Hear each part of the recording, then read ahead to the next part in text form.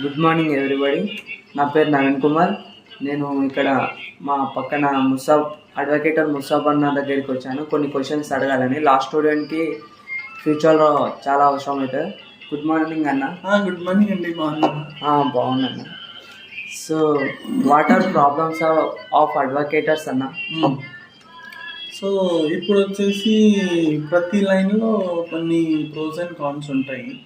మా అడ్వకేసీ ఫీల్డ్లో కొన్ని ప్రాబ్లమ్స్ అడ్వకేట్స్కి అవుతున్నాయి. దాని గురించి మీకు చెప్తాను. ఓకే అన్న. ఒకటి ఏంటంటే ఈ ఫైలింగ్, ఫిజికల్ ఫైలింగ్ అనేది ఒకటి ఉంటుంది, ఈ ఫైలింగ్ అనేది ఒకటి ఉంటుంది. ఫిజికల్ ఫైలింగ్ అంటే మనం కేసు మొత్తం టైప్ చేసుకుంటాము. టైప్ చేసుకుని ఫైలింగ్ సెక్షన్లో ఇచ్చేసి ఫైల్ చేయండి, దీన్ని మేము ఆర్గ్యూ చేస్తాము తారీఖు వచ్చేటప్పుడు అని అంటాం. అవునండి. దాంట్లో ఏమవుతుందంటే లాట్ ఆఫ్ ఎన్విరాన్మెంట్ కోసం పేపర్ వేస్టేజ్ అవుతుంది. అవునండి. ఎందుకంటే అన్ని పేజెస్ మీద ప్రింట్ చేయాలి. చెప్పే స్టోరీ ఒక అఫిడవిట్ ఒక 2 pages ఉంటుంది. అవునండి. ప్రేయర్ ఒక 1/2 page ఉంటుంది. ఇంటరిమ్ ప్రేయర్ 1/4 page ఉంటుంది.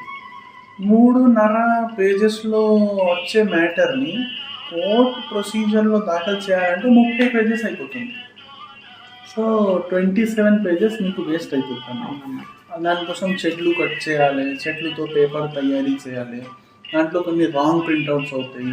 రాంగ్ ప్రింట్అవుట్స్లో మళ్ళీ పేపర్స్ వేస్ట్ అవుతాయి. మళ్ళీ ఫ్రంట్ అండ్ బ్యాక్ దాన్ని పెట్టి హోల్ పెట్టాలి, డోరీ కట్టాలి, లేకుంటే స్టెపుల్ చేయాలి. దాని తర్వాత మనం ఆర్గ్యుమెంట్ కోర్ట్ హాల్ వదిలేసి సెక్షన్లో పోవాలి. సెక్షన్లో పోయి వాళ్ళ టేబుల్ దగ్గర నుంచొని ఇది ఫైల్ చేయండి అని చెప్పాలి.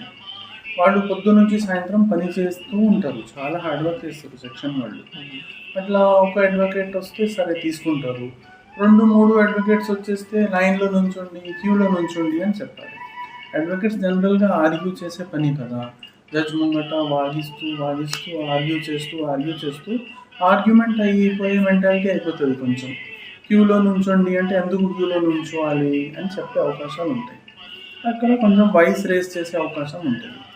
అందుకోసం అట్లా కాకుండా వర్క్ లోడ్ ఆ సెక్షన్ని పేపర్లెస్, హ్యూమన్లెస్ చేసుకోవచ్చు. సెక్షన్లో మీరు 4 స్టాఫ్ పెడుతున్నారు, వాళ్ళకి గవర్నమెంట్ శాలరీ ఇస్తున్నారు, వాళ్ళకు పెన్షన్ ఇస్తున్నారు రిటైర్మెంట్ అయిన తర్వాత. వాళ్ళు 4 కూర్చొని అంత పెద్ద అల్మారాల్లో కేస్ ఫైల్స్ ఉంటాయి. ఇక్కడ మన చిన్న ఆఫీస్లోనే మన కేస్ ఫైల్స్ పెట్టడానికి వెనక ముందు అయిపోతున్నాయి, కాగితాలు కన్ఫ్యూజ్ అయిపోతున్నాయి. సెక్షన్ వాళ్ళు 100 మంది అడ్వకేట్స్కి రికార్డ్స్ మెయింటైన్ చేయాలి, 100 కేసెస్ గురించి రికార్డ్స్ మెయింటైన్ చేయాలి. ఎంత పెద్ద వాళ్ళ మీద జిమ్మేదారీ. సో అట్లా కాకుండా ఈ ఫైలింగ్ లైక్ నేను విన్నాను 2-3 స్టేట్స్లో సౌత్ ఇండియాలో చేసినారు, కేరళలో, కర్ణాటకలో, ఇంకొక స్టేట్లో ఎక్కడో చేశారు. మొత్తం 100% ఈ ఫైలింగ్. మీకు కోర్టులో పేపర్ దాఖలు చేయాల్సిన అవసరం లేదు, కోర్టు నుంచి మీకు పేపర్ రాదు. అదర్ సైడ్కు కూడా సర్వ్ చేయాలంటే ఆన్లైన్లో వెళ్ళిపోతుంది. ఓకే అన్న. మీరు ఇట్లా అడ్వకేటర్గా మీరు వెళ్ళేటప్పుడు కానీ ప్రయాణం చేసేటప్పుడు కానీ ట్రాఫిక్ వల్ల ఏమైనా ఇబ్బంది అవుతుందా అన్న మీకు? అవుతుందండి. సో కార్బన్ ఫుట్ ప్రింట్ పెరుగుతుంది, ఇంకా పెట్రోల్లో డబ్బులు వేస్ట్ అవుతున్నాయి, ట్రాఫిక్ జామ్లు అవుతున్నాయి, యాక్సిడెంట్లు అయ్యే అవకాశాలు ఎక్కువ. ఒక్కోసారి సమ్మర్లో వేడి చాలా ఎక్కువ ఉంటుంది, ఒక్కోసారి వింటర్లో చలి చాలా ఎక్కువ ఉంటుంది. ఇంకా మన కోర్ట్ క్యాంపస్లో పార్కింగ్ కోసం జాగా దొరకదు.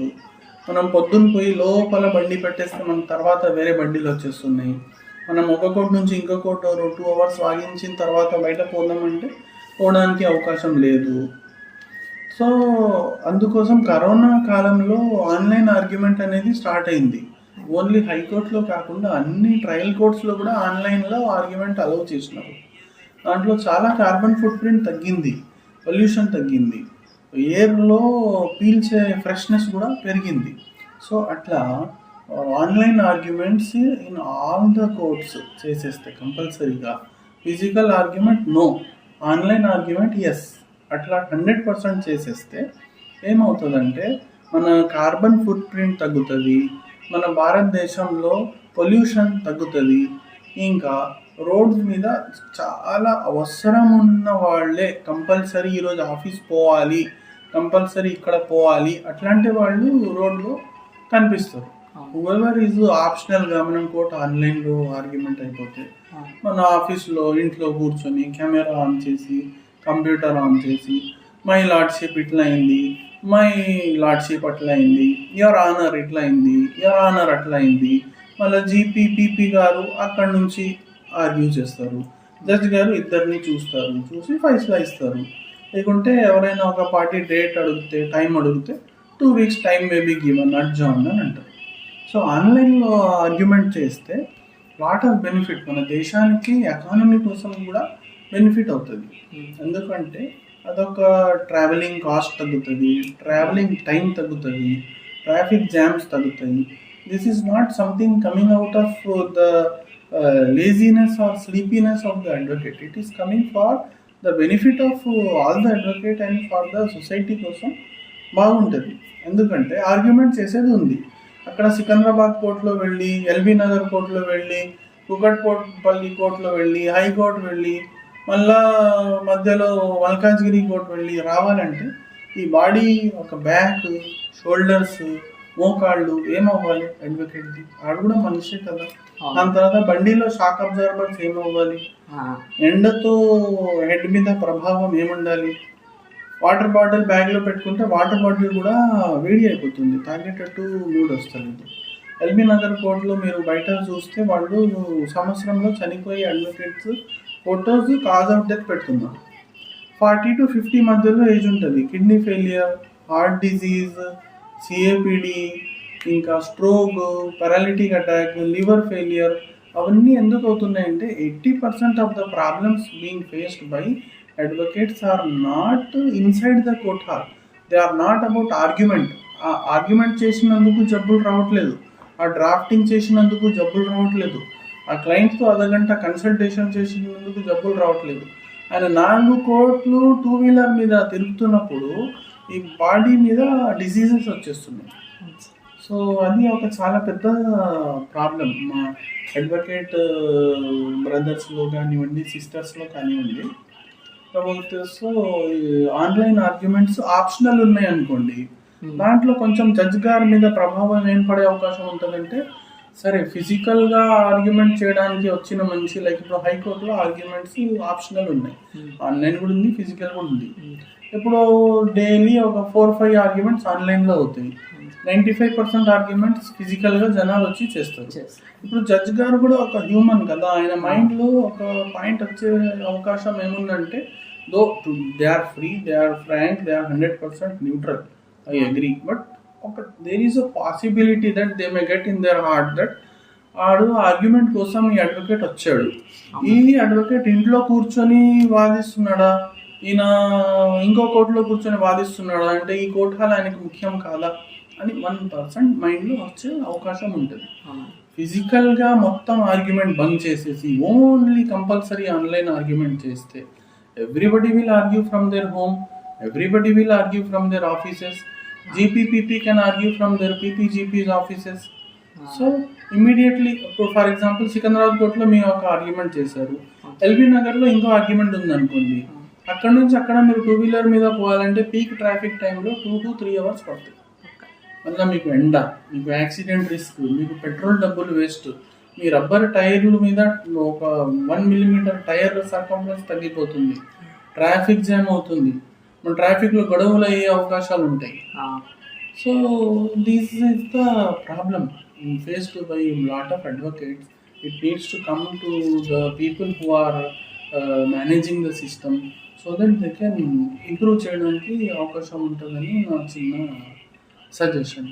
ఓకే అన్న, how to get better decisions అన్న? డిసిషన్స్ వచ్చేసి మన జడ్జిలు ఇద్దరు పార్టీది వింటారు, ఇద్దరు పార్టీది ఆర్గ్యుమెంట్ వినేసి దాని తర్వాత ఫైసలా ఇస్తారు.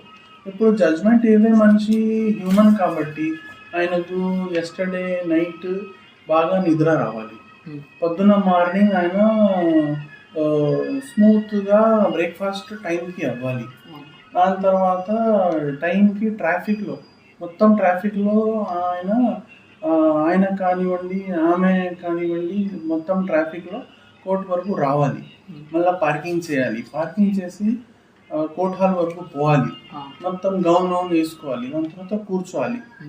అప్పుడు ఒక్కొక్క రోజు ఒక హ్యూమన్ కదా, ఒక రోజు నిద్ర బాగా రావచ్చు, ఒక రోజు నిద్ర బాగా రాకపోవచ్చు, ఒకరోజు బ్రేక్ఫాస్ట్ పర్ఫెక్ట్గా కావచ్చు, ఒకరోజు బ్రేక్ఫాస్ట్లో హరిభాయ్ అడ్వకేట్ చూస్తున్నారు సికింద్రాబాద్ కోర్టులో కేసు.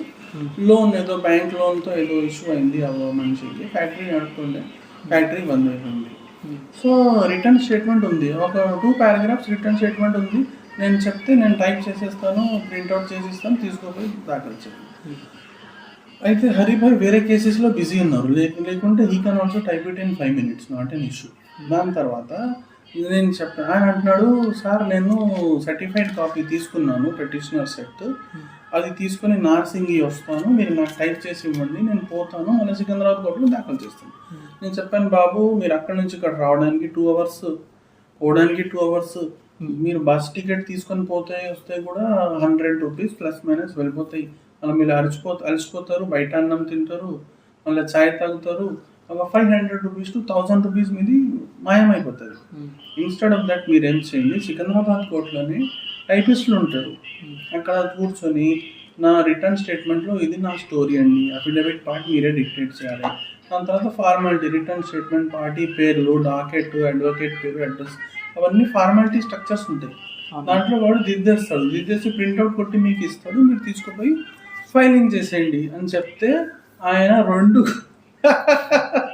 2 గంటలు సికింద్రాబాద్ కోర్టు వెంట తిరిగి టైప్ రైటర్ తీసుకుని కూర్చున్న వాళ్ళు, కంప్యూటర్ తీసుకుని కూర్చున్న వాళ్ళు కూడా అడిగిండు, బాబు నాది స్టేట్మెంట్ టైప్ చేస్తారా, వాళ్ళకి అర్థం అవ్వలేదు, అడ్వకేట్తో ఫోన్ చేసి మాట్లాడు. నేను ఫోన్ లేపుతున్నా, అన్నయ్య ఇది ఇట్లా రిటర్న్ స్టేట్మెంట్ ఉంది, పార్టీ డిక్టేట్ చేస్తాడు, మీరు టైపింగ్ చేసి కొట్టేసేయండి, అడ్వకేట్ పేర్లు, అడ్రస్, ఫోన్ నెంబర్ నేను చెప్తాను ఫోన్ మీద అంటే, నహి ఆతా సాబ్, అదొకటి రాదు అంటున్నారు.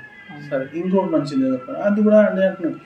లాస్ట్లో 2 గంటల తర్వాత నేను చెప్పాను, సరే బాబు బస్సులో వచ్చేసి నర్సింగ్ నేను ఏదో టైప్ చేసి పడేస్తాను, మీరు తీసుకుపోయి కరెక్ట్ ఉంటే కోర్ట్ హాల్లో ఆనరబుల్ కోర్టులో దాఖలు చేయండి అడ్వకేట్ గారు హరిభాయ్ ద్వారా. సో చాలా షార్టేజ్ ఉంది గుడ్ డ్రాఫ్టర్స్, మంచిగా డ్రాఫ్టింగ్ చేసే వాళ్ళది ప్రపంచంలో చాలా చాలా చాలా షార్టేజ్. జస్ట్ ఇమాజిన్, కోర్టు బయట ఉన్న టైపిస్టులు ఒక రిటర్న్ స్టేట్మెంట్ టైప్ చేయగలుగుతలేరు అంటే ఆయన మళ్ళీ బడ్జెట్ తక్కువ అడిగాడా, లేకుంటే ఆయనది ఏదైనా రేషియల్ ఫీలింగ్ అయిందా, స్కిన్ కలర్ ప్రాబ్లం అయిందా, లేకుంటే కమ్యూనిటీ ప్రాబ్లం అయిందా, లేకుంటే లాంగ్వేజ్ ప్రాబ్లం అయిందా, లేకుంటే వాళ్ళకి టైపింగ్ రాదా అని నాకు అనిపించింది. So there is a lot of shortage of good typist in out side Secunderabad court. అట్లా చాలా కోర్టులు బయట కూడా కొంతమంది ఉన్నారు టైపింగ్ చేసే వాళ్ళు. సో ఇది టైపింగ్ మీద బాగా డెవలప్ అవ్వాలి అడ్వకేట్స్, లా స్టూడెంట్స్ అని నా టిప్స్. ఓకే అన్న, so many advocates mind need to law colleges అన్న. సో ఎట్లా అంటే చాలా మంది అడ్వకేట్లు ఉన్నారు, మళ్ళీ లా కాలేజెస్ ఎందుకు బంద్ చేసేయచ్చు కదా అని మీరు అంటున్నారు.